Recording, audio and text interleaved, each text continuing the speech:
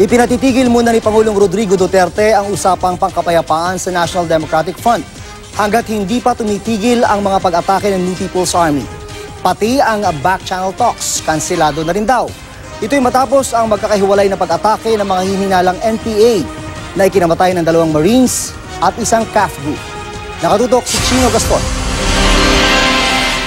Tadtad ng bala ang palibot ng van na ito, nakabilang raw sa convoy ng Presidential Security Group sa bayan ng Arakan, Cotabato. Ayon sa Provincial Police, bandang alas 6 kaninang umaga, huminto ang 2 sasakyan sa isang checkpoint na mga inakala nilang sundalo. Pero pinaputukan daw sila ng hindi raw bababa sa 50 nagmamando ng checkpoint na hinihinalang mga miyembro ng New People's Army.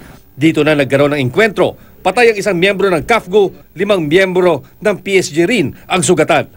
Dinakip naman ng mga armadong grupo ang isang asset ng Criminal Investigation and Detection Group o CIDG. Patuloy ang pagtugis sa armadong grupo. 2 miyembro naman ng Philippine Marines ang patay matapos pagbabarilin ng riding in tandem sa Rojas, Palawan kaninang umaga. Hindi pa pinangangalanan ng Western Command ng AFP ang mga biktima. Nakataka sa mga suspect na posibleng NPA daw ayon sa Palawan Police.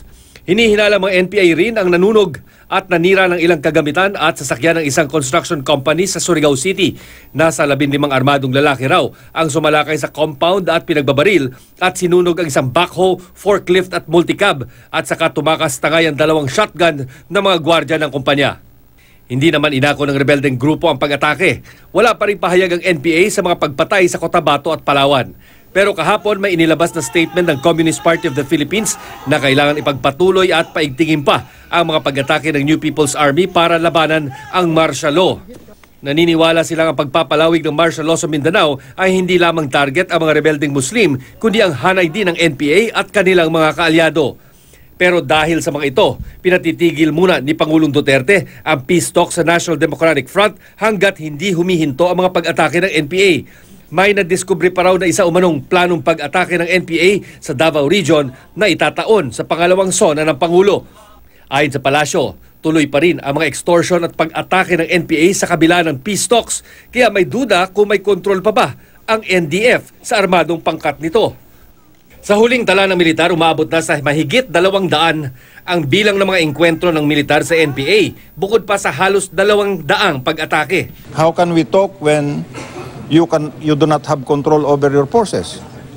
Sasabihin mo makikipag-ceasefire ka pero umaatake ka naman. Sinusubukan pa ng GMA News na kunan ng pahayag sina CPP Founding Chairman Jose Maria Sison at NDFP Chief Negotiator Luis Halantoni tungkol sa issue. Sinabi naman ngayon ni Presidential Advisor to the Peace Process Secretary Jesus Dureza, kanselado na rin pati ang back channel talks sa mga rebelde. Chino Gaston, Nakatutok, 24 Oras.